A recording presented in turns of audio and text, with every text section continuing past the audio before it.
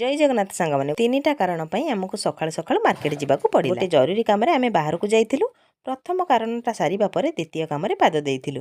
द्वितीय कामटा है दहीबरा खाइबा। ए भाई जनक ये सबुदिन दहीबरा दियंती। दहीबराटा ना खाइबा पई एकदम सुपर टेस्टी। गोटे प्लेट दहीबरा खाइबे माने आपण माने जानि परिबेनी गोटे प्लेट खाइचंती ना अधिक खाइचंती। विश्वास करिवेनी गोटे खाइले पूरा पेट फुल। पुणी गछ छाई तले बसी दहीबरा खाइबार मजा टिके अलग प्रकार। मते तो दहीबरा खाइबा पई बहुत ही भल लागे। सेति मु प्राय समय आसी एठी दहीबरा खाइकी जाए।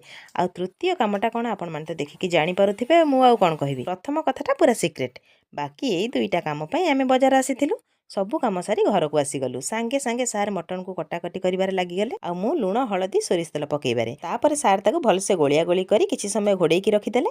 तापर मु नै आसली मोर सुंदर कुनी घड़ीटे मटन करिबा पई, जोटा मु काली काकटपुरु आनिथिली। सुंदर क्यूट घड़ीटे हेइनी सांग माने। घड़ीटा जेमिति क्यूट ता चापाटा मध्य सेमिति सुंदर क्यूट हेइची। सेई घड़ीटे भाबिली मु आज मटन करिवि। प्रथमे आलू को तेल छाणी देली। तापर अदा रसुण पियाज काटी रेडी करदेली। तापर किछि गोटा मसला तेल पकई भाजीदेली।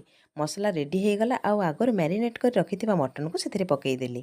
आ कंचा लंका दिटा पकई टिके एपट सेपट कर ढांकुणी देइदेली। कषा हो गला परे सारंक पई कषार 2-3 खंड बाहर कर देइथिली। तापर भजा आलू पकई टिके कसिला परे एथिरे पानी देइदेली।